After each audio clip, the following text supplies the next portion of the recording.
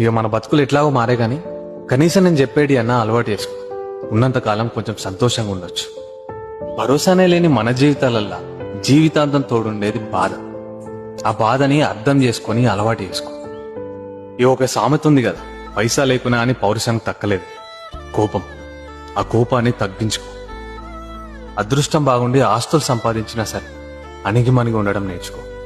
చివరిగా ఒక మాట, నరం లేని నాలుకేళ్ళు మాట్లాడే మాటలతో కంటే నీ కన్నీళ్లు తుడుచుకొని కష్టాలతో కొట్లాడు. నువ్వు ఎవరైతే వీడియో చూస్తున్నా నువ్వు నాకు అన్న అవుతావో, తమ్మును అవుతావో, అక్క అవుతావో, చెల్లి అవుతావో నాకు తెలియదు, కానీ బాధ్యతగా బతుకు. నీకున్న బాధ్యతని భద్రంగా కాపాడుకొని బాధ్యత గల మనిషిగా బతుకు. మన మిడిల్ క్లాస్ బతుకులు ఇంతే, అవి మారాయి.